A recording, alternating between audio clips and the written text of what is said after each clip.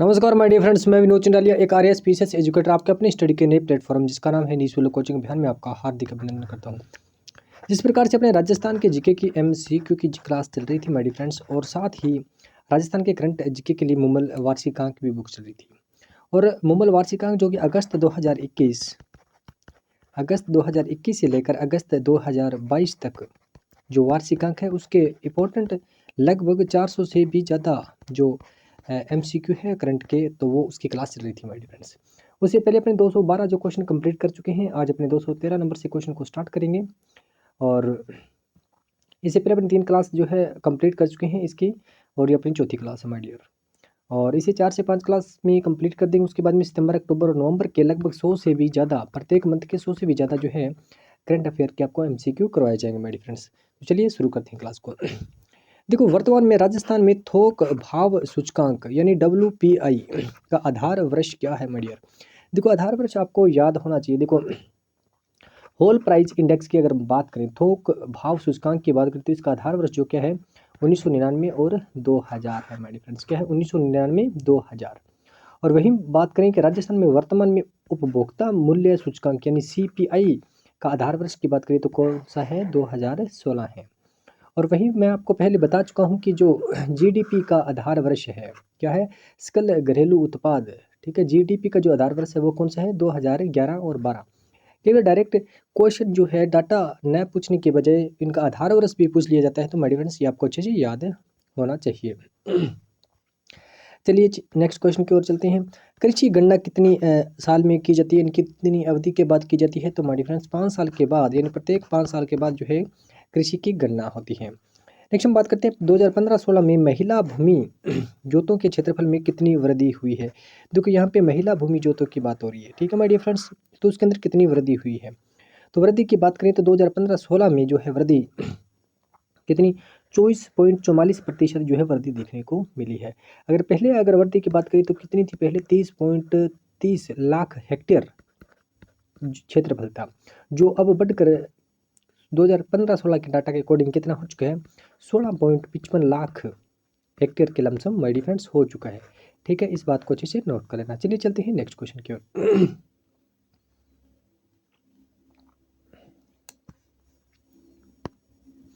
Next हम बात करते हैं कि राज्य का सकल घरेलू उत्पाद यानी जीडीपी का आधार वर्ष कौन सा है, तो माय डियर मैं आपको बता चुका हूं कि जीडीपी का आधार, देखो थोक मूल्य सूचकांक की बात करें, थोक मूल्य सूचकांक की बात करें तो कौन सा है 1999 और 2000 है माय डियर फ्रेंड्स। ठीक है, और वहीं अगर जीडीपी यानी सकल घरेलू उत्पाद की बात करें तो 2011-12 जो है, इसका मैं आपको पहले ही बता चुका हूँ। नेक्स्ट हम बात करते हैं 20वीं पशु जनगणना में पशु गणना के अनुसार राज्य में देश के कुल पशुधन का कितना प्रतिशत है, तो कितना 10.60% प्रदेश यानी राजस्थान के अंदर जो है 10.60% जो पशु है पूरे प्रदेश के इंडिया के अकॉर्डिंग जो है यहाँ पर है माय डियर। ठीक है, नेक्स्ट हम बात करते हैं कि 20वीं पशु जनगणना के अनुसार राज्य का देश का कुल पशुधन संख्या में कौन सा स्थान है। अगर पशुधन संख्या की अगर बात करें तो देश का, अपने प्रदेश राजस्थान का कौन सा है दूसरा स्थान है। और प्रथम स्थान की बात करें तो यूपी जो है प्रथम स्थान पर आता है, और यूपी के अंदर लगभग पशुधन की बात करें तो कितनी है 67.8 करोड़ जो है पशुधन है माय डियर। चलिए चलते हैं नेक्स्ट क्वेश्चन की ओर। नेक्स्ट हम बात करते हैं कि देश के कुल पशुधन का कितना प्रतिशत राजस्थान में पाया जाता है, तो माय डियर फ्रेंड्स इसे अभी अपने कर चुके हैं, कितना 10.60% जो है केवल और केवल राजस्थान के अंदर पशुधन पाया जाता है। और 20वीं पशु जनगणना के अनुसार कुछ डाटा इसके अंदर दिए गए हैं और अपने को इसे मैच करना है माय डियर।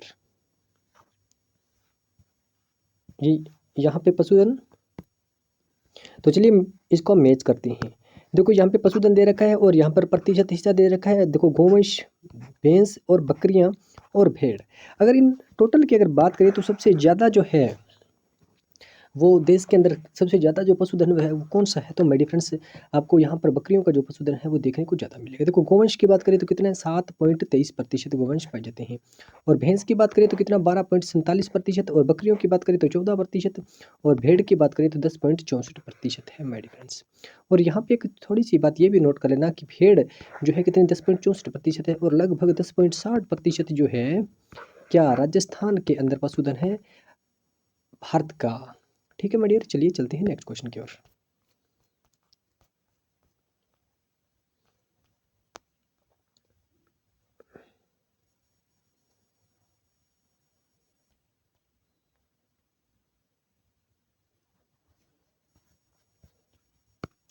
नेक्स्ट हम बात करते हैं न्यूनतम में से किस पशुधन की संख्या राज्य में सर्वाधिक पाई जाती है। तो माय डियर फ्रेंड्स, कौन सी बकरियों की अगर हम बात करें तो सबसे ज़्यादा जो है प्रदेश के अंदर बकरियां जो गौ पशुधन है वो सबसे ज़्यादा है माय डियर फ्रेंड्स। ठीक है, तो चलिए देखो, राजस्थान की राज्य में 20वीं पशु जनगणना के अनुसार 20.84 मिलियन जो बकरियां हैं जो पाई जाती है, जो संपूर्ण देश में सर्वाधिक है, अर्थात राजस्थान में देश में सर्वाधिक बकरियां पाई जाती है।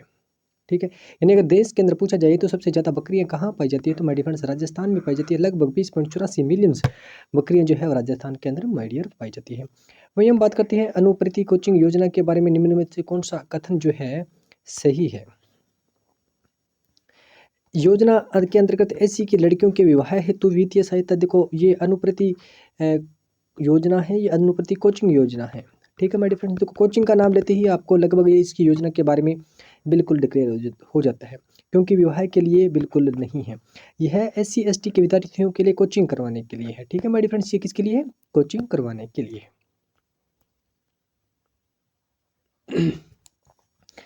नेक्स्ट चलते हैं कि मुख्यमंत्री निःशुल्क दवा योजना राजस्थान में लागू की गई। देखो मुख्यमंत्री निःशुल्क दवा योजना, ये भी पूछा जा सकता है। देखो ये पुरानी योजना है और पूछने का कोई बड़ी बात नहीं है, ये पूछा जा सकता है। देखो महात्मा गांधी की जयंती पर इसको लागू किया गया था 2011 में, 2 अक्टूबर 2011 में माय डियर। नेक्स्ट हम बात करते हैं स्वच्छ भारत मिशन के तहत शौचालय निर्माण हेतु कितनी देय राशि है। तो ये आपको पता है, ऑब्वियसली बात है, जो लोग गांव से बिलोंग करते हैं स्टूडेंट्स, उनको तो ये बात अच्छे से मालूम होगी। कितनी 12,000 रुपये जो है शौचालय के लिए गवर्नमेंट देती है माय डियर फ्रेंड्स। मुख्यमंत्री लघु उद्योग प्रोत्साहन योजना का प्रारंभ जो है वो कब किया गया माय डियर, तो 13 दिसंबर 2019 में इस योजना का प्रारंभ किया गया। इस योजना में उद्यमी को कितना 25 लाख रुपए तक का ऋण जो है वो कितना 8% ब्याज पर दिया जाता है, और 5 करोड़ रुपए तक का ऋण 6% ब्याज पर दिया जाता है, और 10 करोड़ रुपए का ऋण जो है कितने 5% ब्याज पर दिया जाता है। यानी जो 25 लाख है वो कितना 8% ब्याज रेट, और वहीं अगर बात करूँ 1 करोड़ की तो 6% ब्याज रेट, और वहीं 10 करोड़ की बात करें तो ये 5% जो है इंटरेस्ट रेट के अकॉर्डिंग दिया जाता है। कई बार डायरेक्ट क्वेश्चन इस प्रकार से भी पूछा जा सकता है, इनके इंटरेस्ट रेट और वैल्यू प्राइस के अकॉर्डिंग भी क्वेश्चन पूछा जा सकता है। ठीक है माय डियर फ्रेंड्स, चलिए चलते हैं नेक्स्ट क्वेश्चन की ओर। नेक्स्ट हम बात करते हैं कि वित्तीय वर्ष 2018-19 की तुलना पर वित्तीय वर्ष 2019-20 में राज्य द्वारा किए गए निर्यातों में प्रतिशत कितनी वृद्धि हुई है। यानी 2018 और 19-20 की अगर तुलना करें तो 2019-20 में निर्यात की कितने प्रतिशत बढ़ोतरी देखने को मिल रही है, तो माय डियर फ्रेंड्स ये लगभग 2.40% जो है बढ़ोतरी देखने को मिली है। राजस्थान में निर्यातित वस्तुओं में अभियांत्रिक जो है इंजीनियरिंग डिपार्टमेंट, यानी जो है इलेक्ट्रिकल या इंजीनियरिंग का जो सामान है या जो भी है वस्तुएं हैं, उनका लगभग जो प्रतिशत है वो सर्वाधिक है, ये भी पूछा जा सकता है। ये निर्यात की गई वस्तुओं में सबसे ज़्यादा जो है हिस्सा किसका है, तो माय डियर फ्रेंड्स जो इलेक्ट्रॉनिक गैजेट्स है या अभियांत्रिक है उनके सबसे ज़्यादा हिस्सा है, कितना 15.36% है माय डियर।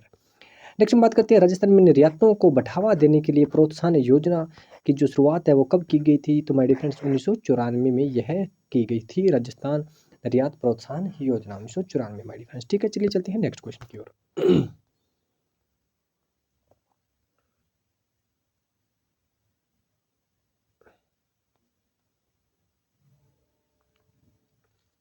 और थोड़ी सी बात मैं इसके अंदर बीच में जो भी लिखी है वो भी मैं बता देता हूँ क्या, कि इस योजना में को 18 श्रेणियों में पुरस्कृत भी किया जाता है, जो 8 नवंबर 2019 को क्या है राजस्थान निर्यात संवर्धन परिषद का भी गठन किया गया। ठीक है माय फ्रेंड्स, 2019 में कब 8 नवंबर 2019 को राजस्थान निर्यात संवर्धन परिषद का गठन भी किया गया। राजस्थान में औद्योगिक विकास को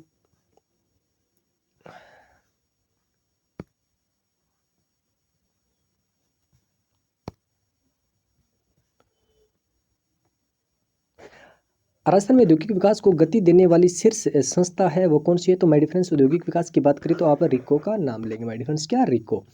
राजस्थान सरकार द्वारा नवीनतम सौर ऊर्जा नीति का गठन कब किया गया माय डियर, ये क्वेश्चन आया हुआ है कि राजस्थान की जो नई सौर ऊर्जा नीति है वो कौन सी है, RS में ये क्वेश्चन आया था। तो सौर ऊर्जा नीति है 2019, डायरेक्ट सीधा ही क्वेश्चन पूछा जा सकता है। नवीनतम सौर ऊर्जा नीति है 2019, 20, 21 कुछ भी है तो 2019 में डिफरेंस। वहीं हम बात करते हैं मुख्यमंत्री द्वारा राजस्थान जन आधार योजना 2019 का शुभारंभ कब किया गया, तो जन आधार योजना का शुभारंभ माय डिफरेंस जब भी नई गवर्नमेंट बनती है, नई गवर्नमेंट बनने के उपरांत क्या होता है, भामाशाह कार्ड को क्या कर दिया जाता है, एक और प्रकार से बंद कर दिया जाता है। और उनके बाद में जो है जन आधार जो है शुरू कर दिया जाता है, वो कब, 18 दिसंबर 2019 को मेरे फ्रेंड्स, 18 दिसंबर 2019 को इसकी शुरुआत कर दी जाती है। चलिए चलते हैं नेक्स्ट में।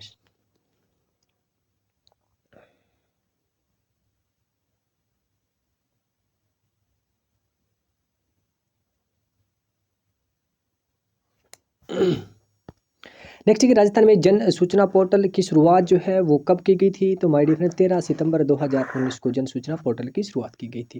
निम्न में से कौन सा युगम 40% अधिक शहरी जनसंख्या वाले जिले हैं, यानी ऐसा जिला जिनके अंदर 40% से भी ज़्यादा जो है शहरी लोग निवास करते हैं, तो ऑब्वियसली बात है कोटा, जयपुर और अजमेर में, कोटा, जयपुर और अजमेर।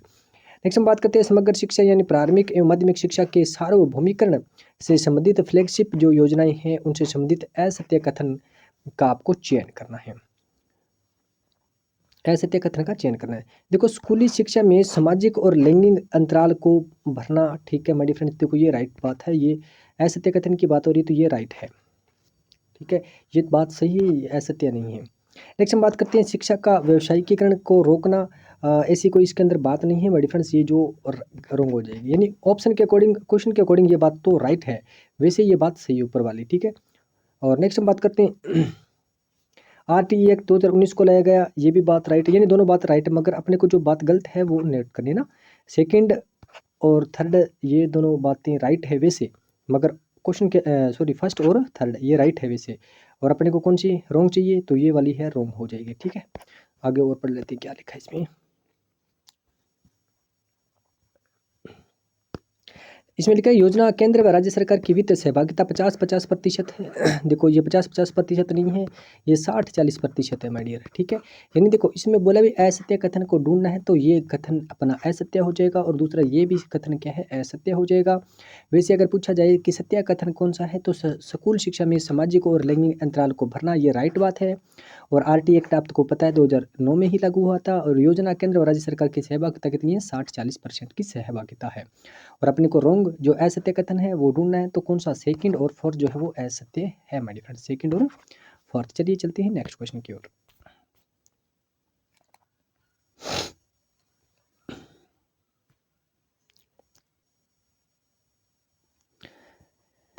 नेक्स्ट हम बात करते हैं कि प्रशासन शहरों के संग अभियान में कौन से कार्य सम्मिलित है, तो माय डियर फ्रेंड्स पट्टे जारी करना बिल्कुल राइट है, भू रूपांतरण 90A अकॉर्डिंग ये भी है, और धारा 69A कार्रवाई ये भी है, इंदिरा क्रेडिट कार्ड ऋण आवेदन, ठीक है, ये भी आवेदन कर सकते थे, क्योंकि प्रशासन शहरों के संग थे, तो ऑब्वियसली बात है लगभग ऐसे काम जो भी आम जनता के लिए करने जरूरी होते हैं, ठीक है, तो वो लगभग सभी काम जो है प्रशासन शहरों के संग कंप्लीट करवाए जा रहे थे, यानी उपरोक्त सभी जो इसके अंदर है। नेक्स्ट है कि साला संबलम ऐप का इस्तेमाल किस हेतु किया जा रहा है, जिसकी लॉन्चिंग जो है सितंबर 2021 में की गई। साला संबलन ऐप का इस्तेमाल विद्यालय निरीक्षण से प्राप्त डाटा का त्वरित विश्लेषण, ये बात भी राइट है माय डियर। चलते हैं आगे, ऑप्शन में क्या है।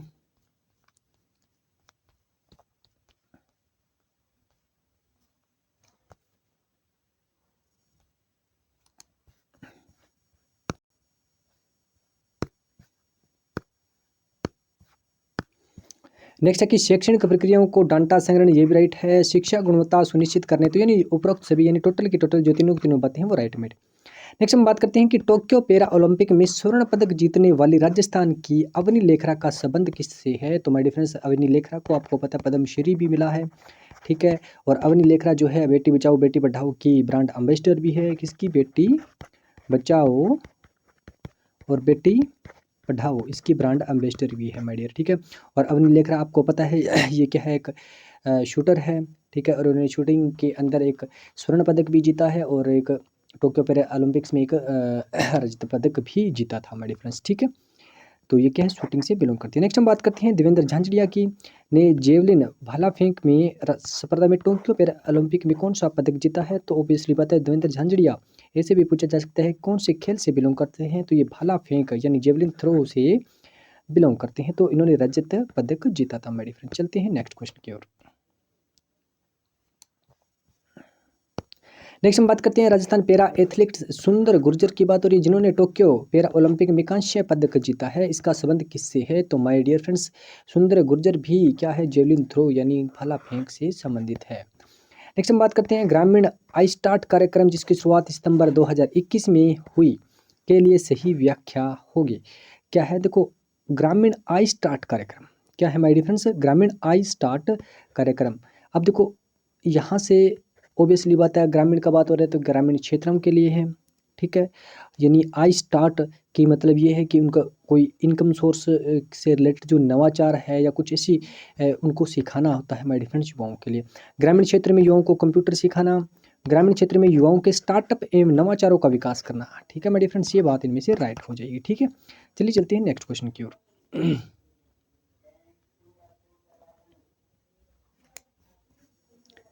नेक्स्ट हम बात करते हैं, क्या टोक्यो पैरा ओलंपिक में प्रदेश के खिलाड़ियों ने कुल कितने पदक हासिल किए? ये भी क्वेश्चन माय डियर आया हुआ है, एसआई में आया था कि टोक्यो पैरा ओलंपिक में राजस्थान ने कितने जो पदक है वो हासिल किए थे। तो माय डियर फ्रेंड्स, टोटल 5 पदक जो है माय डियर हासिल किए थे।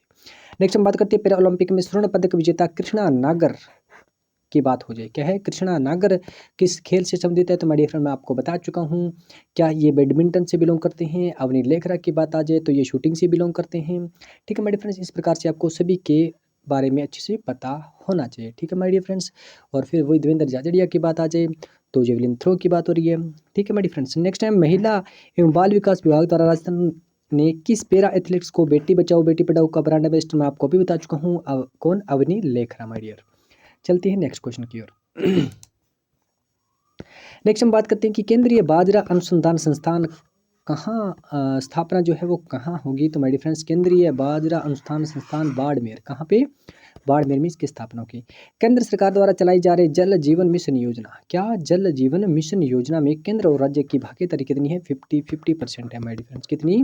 50-50% भागीदारी है किसमें? जल जीवन मिशन योजना की बड़ी।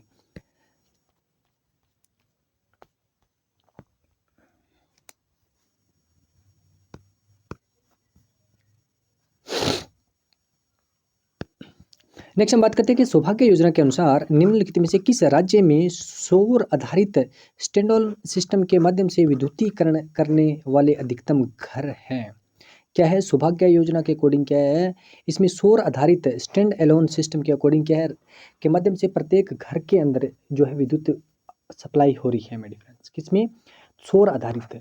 तो इन टोटल राज्यों की बात करें तो अपनी राजस्थान जो है इसके अंदर अव्वल है माय डियर। नेक्स्ट हम बात करते हैं अक्षय ऊर्जा उत्पादन में देश का प्रथम स्थान की बात करें तो भी कौन है अक्षय ऊर्जा में? राजस्थान है। तो अक्षय ऊर्जा की बात करें तो अक्षय ऊर्जा में आपको पता है कौन कौन आते हैं? सौर ऊर्जा आता है, पवन ऊर्जा भी आता है, ठीक है, बायो ऊर्जा भी आती है, ठीक है माय डियर फ्रेंड्स। इस प्रकार से इनको अक्षय ऊर्जा के बारे में आपको पता होना चाहिए। और इन अक्षय ऊर्जा में सबसे ज़्यादा किसका उत्पादन हो रहा है? तो माय डियर फ्रेंड्स, सौर ऊर्जा का सबसे ज़्यादा उत्पादन हो रहा है। नेक्स्ट हम बात करते हैं सौर ऊर्जा उत्पादन में देश में सिरमौर राज्य कौन है? तो अपना राजस्थान ही है माय डियर फ्रेंड्स, अपना प्यारा राजस्थान। चलिए चलते हैं नेक्स्ट क्वेश्चन की ओर। नेक्स्ट हम बात करते हैं प्रदेश के किस शहर में कॉन्स्टिट्यूशन क्लब ऑफ राजस्थान खोला जाएगा? तो ऑब्वियसली बात है, कॉन्स्टिट्यूशन की बात करें तो अपने राजस्थान की राजधानी क्षेत्र जयपुर में ये खोला जाएगा। चौप गांव में बनने जा रहा क्रिकेट स्टेडियम भारत का सबसे बड़ा कौन सा स्टेडियम होगा? भारत का सबसे बड़ा दूसरा स्टेडियम होगा माय डिफरेंस। कौन सा? दूसरा स्टेडियम होगा। प्रदेश का चौथा टाइगर रिजर्व आपको पता है कौन सा है? रामगढ़ विस्तारी जो है कौन से कोटा बूंदी और चित्तौड़गढ़ के अंदर ये क्षेत्र में फैला हुआ है रामगढ़ विस्तारी अभ्यारण्य, ठीक है माय डिफरेंस। चलते हैं नेक्स्ट क्वेश्चन की ओर।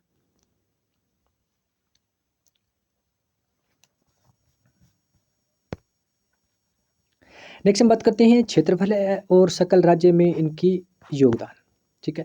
ये बात आपको अच्छे से याद होनी चाहिए माय डियर फ्रेंड्स, क्योंकि अगर इन सभी की तुलना करें तो आपको पता है, अगर क्षेत्र की बात करें, जीडीपी के अंदर क्षेत्र की बात करें, या फिर आपको पता है कृषि होता है, उद्योग होता है, और तीसरा सेवाएं होती है, यानी इनकम सोर्स की बात करें या फिर विकास क्षेत्र की बात करें तो सबसे ज़्यादा योगदान ये 3 ही चीज़ें करती है।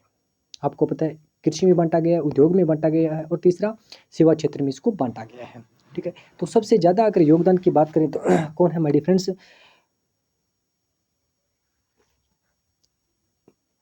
कृषि क्षेत्र 26.31 राइट है। फिर सेवा क्षेत्र की बात करें तो 28.85 है। उद्योग की बात करें तो अब उद्योग जो है वो कितना है, 44.81% इसका योगदान जो है माय डियर दे रहा है। ठीक है, इस प्रकार से ये मैच हो जाएंगे। ठीक है, सबसे ज़्यादा किसका योगदान है, उद्योग का, उसके बाद में किसका, सेवा क्षेत्र का, और सबसे कम किसका, कृषि क्षेत्र का योगदान रहता है माय डियर फ्रेंड्स। ठीक है, चलिए चलते हैं नेक्स्ट क्वेश्चन की ओर।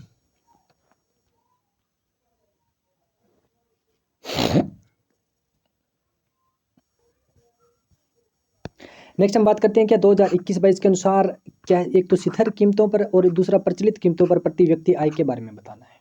ठीक है, अब देखो, अब पूछा जाए ना शिखर कीमतें जो है प्रति व्यक्ति आय के अकॉर्डिंग आधार वर्ष कौन सा है, तो अपने बता चुके हैं कौन सा, 2011 और 12 है हमारे फ्रेंड्स, जिसमें थोक मूल्य सूचकांक को जांचा जाता है। ठीक है, और प्रचलित का मतलब जो है करंट में जो कीमत चल रही है उसके अकॉर्डिंग। ठीक है, तो एक बात थोड़ी सी एक जरूर नोट कर लेना, हमेशा शिखर और प्रचलित में से मान हमेशा किसका ज़्यादा होगा, प्रचलित, क्योंकि आज से अगर 10 या 15 साल पहले की बात करें हर एक प्राइस की, और अब प्राइस की बात करें तो ऑब्वियसली बात है प्राइस के जो है बढ़ रहा है, तो अब जो करंट वैल्यू का मान हमेशा ही ज़्यादा होगा माय डिफरेंस, अगर शिखर वैल्यू जो अपन 10 या 15 साल पहले जो भी एक आधार वर्ष मान के चलते हैं उसे। ठीक है, ये बात अगर थोड़ा सा माइंड में नोट कर लोगे तो कहीं ना कहीं आप ऑप्शन से क्वेश्चन को सोल्व भी कर सकते हो। जैसे मैंने आपको बोला क्या शिखर कीमत का मान हमेशा कम होगा और प्रचलित का क्या होगा, ज़्यादा होगा, तो वो आपको मान चेक करने हैं सबसे पहले कम कौन से हैं। अब देखो इनके अंदर आपको पता है ये दोनों ऑप्शन जो है सबसे पहले जो है कम वाले, यानी यहाँ से आपको पता नहीं भी है ना, तो आप यहाँ से नोट कर लोगे कि मान लो तुक्का उक्का मारना है तो आपके पास दो ऑप्शन तो बच ही जाते हैं, या एक मारें या फिर तीन मारें, सेम है डिफरेंस। ठीक है, तो इस प्रकार से आप इस क्वेश्चन को अच्छे से सॉल्व कर सकते हैं। तो आपको वैसे तो करंट डाटा पता ही है क्या, 81,231 जो है वो कौन सी स्थिर कीमतों पर प्रति व्यक्ति आए हैं, और 1,35,218 जो है क्या प्रचलित यानी करंट वैल्यू पर जो है आए हैं माय डियर। ठीक है, और नेक्स्ट हम बात करते हैं क्या निम्न सूचकांक दे रखे हैं और उनका आधार वर्ष दे रखा है। उपभोक्ता मूल्य सूचकांक की बात करें मैं आपको पहले बता चुका हूँ कितना है, 2016 है माय डिफरेंस। और वहीं औद्योगिक उत्पादन सूचकांक की बात करें तो कौन सा, 1999 और 2000। और थोक मूल्य सूचकांक के आधार वर्ष की बात करें तो कौन सा, 2011 और 12 जो अभी अपने चेक कर चुके हैं मेरे फ्रेंड्स। ठीक है, अब देखो अपने कीमतों की बात कर रहे थे ना शिखर मूल्य पर, ये 2000 तुल्य मूल्य सूचकांक की बात हो रही तो वो ये आधार वर्ष है। और औद्योगिक उत्पादन की बात करें तो ये जीडीपी के अंदर या सकल घरेलू उत्पादन के अंदर अकाउंट होता है। ठीक है मेरे फ्रेंड्स, इस प्रकार से आपको अच्छे से नोट कर लेना। चलिए चलते हैं नेक्स्ट क्वेश्चन की ओर।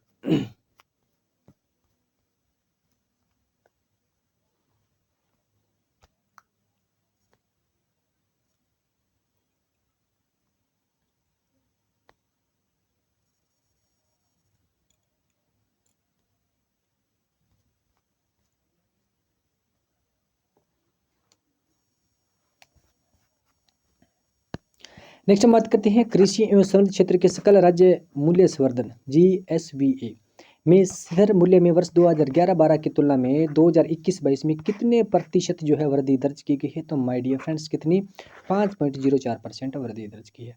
वहीं प्रशासन गाँव के अभियान की बात करें 2021 में जिसकी शुरुआत हुई थी। ठीक है, कब आपको पता है 2021 को महात्मा गांधी की जयंती पर इसकी शुरुआत होती है। शुरुआत जो है कब होती है, तो 2 अक्टूबर 2021 को इसकी शुरुआत होती है। और पर्यटन से जुड़े कुछ कथन हैं उनके बारे में अपने को पढ़ना है, थोड़ा सा इसके ऊपर कर लेते हैं माय डियर। इसमें दे रखे पर्यटन से जुड़े कुछ बातें हैं। ठीक है, तो 21 अक्टूबर 2021 को होम स्टे यानी पेइंग गेस्ट हाउस योजना 2021 लागू की, बिल्कुल राइट बात है। 27 सितंबर 2021 को राजस्थान टूरिज्म मोबाइल ऐप का लोकार्पण किया गया, ये भी राइट है। 27 सितंबर 2021 को मुख्यमंत्री पर्यटन उद्योग संबल योजना का उद्घाटन किया गया, ये तीनों की तीनों बात राइट है। क्वेश्चन ऐसे भी पूछा जा सकता है कि मुख्यमंत्री पर्यटन उद्योग संबल योजना का उद्घाटन कब किया गया, तो 27 सितंबर 2021। उसके साथ साथ राजस्थान टूरिज्म मोबाइल ऐप का भी उद्घाटन या लोकार्पण किया गया कब, 27 सितंबर 2021। और 21 अक्टूबर 2021 को क्या होम स्टे, क्या है होम स्टे यानी पेइंग गेस्ट हाउस योजना का भी शुरुआत की गई। चलिए चलते हैं नेक्स्ट क्वेश्चन की ओर।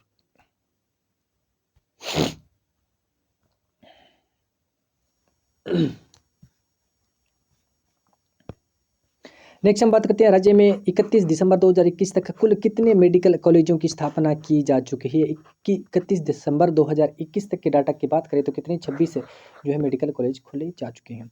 मुख्यमंत्री किसान ऊर्जा मित्र योजना के बारे में असत्य कथन जो है वो आपको जांचना है। ठीक है मेरी फ्रेंड्स,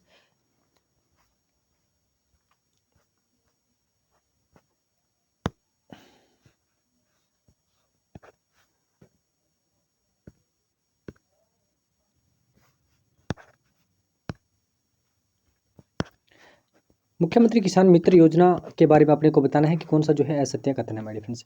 अगर इसके लागू की बात करें तो आपको पता है 17 जुलाई 2021 को इसकी शुरुआत की गई थी। और अनुदान की बात करें तो ये 1000 रुपये है, ठीक है मेरे फ्रेंड्स, वो नहीं है प्रति माह तो 12,000 रुपये प्रति वर्ष। देखो अगर प्रत्येक मंथ की बात करें तो किसानों को कितना 1000 रुपये जो है अनुदान दिया जाता है।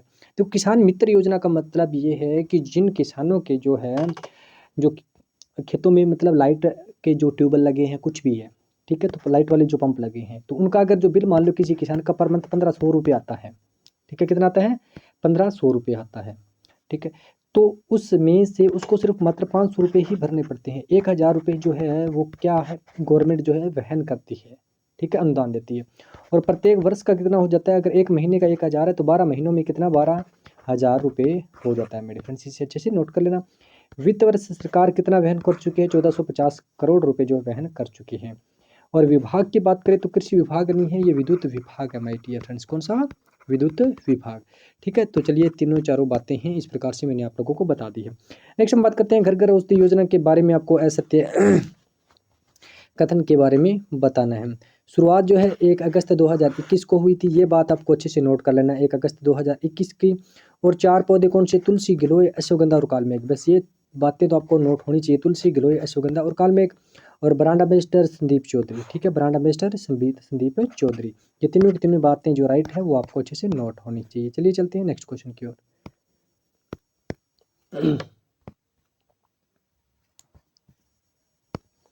नेक्स्ट हम बात करते हैं बापू पौधारोपण योजना जो है कब शुरुआत की गई। तो माय डियर फ्रेंड्स 5 जुलाई 2021 को। वित्तीय वर्ष 2021-22 के दौरान दिसंबर 2021 तक कुल कितने हेक्टेयर अतिरिक्त सिंचाई क्षमता का सर्जन किया जा चुका है। तो माय डियर फ्रेंड्स मैं आपको पहले ही बता चुका हूँ कितना 9,854 हेक्टेयर भूमि का नया सर्जन किया जा चुका है माय डियर। ये क्वेश्चन भी अपने पहले कर चुके हैं। और नेक्स्ट अपने चलते हैं और देखो 261 के लमसम जो क्वेश्चन जो कंप्लीट हो चुके हैं माय डियर। और जो आगे जो क्वेश्चन अब आएंगे वो जो है प्रीवियस ईयर के अंदर जो, जैसे ये है कि प्रयोगशाला सहायक विज्ञान जो भर्ती परीक्षा 2022 के अंदर हुई थी उसमें करंट के कौन कौन से क्वेश्चन हैं वो इसके अंदर है, वो अपने नेक्स्ट वीडियो के अंदर करेंगे माय डियर फ्रेंड्स।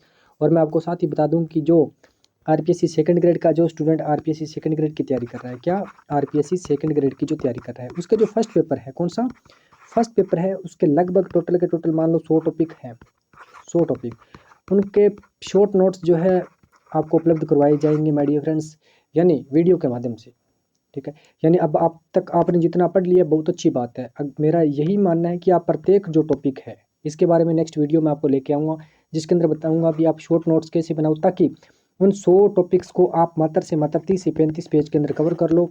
और प्रत्येक हर रोज़ यानी डेली उसका 4 से 5 बार 3 से 4 बार रिवीजन करो। मान लो आपका एग्जाम है उससे पहले भी रिवीजन करो। एग्जाम मान लो आपका 2 घंटे बाद में है तो 2 घंटे भी पहले उसका रिवीजन करके ही एग्जाम में बैठो। और ये बातें बात में दिमाग में मत बिठाओ कि एग्जाम से 2 3 4 दिन पहले हमें पढ़ाई छोड़ देना चाहिए, ये बातें सबसे गलत बात है माय डियर। हाँ आप नींद खूब लो मगर आप रिवीजन रिवीजन रिवीजन करते जाओ my dear. Thanks for watching my dear.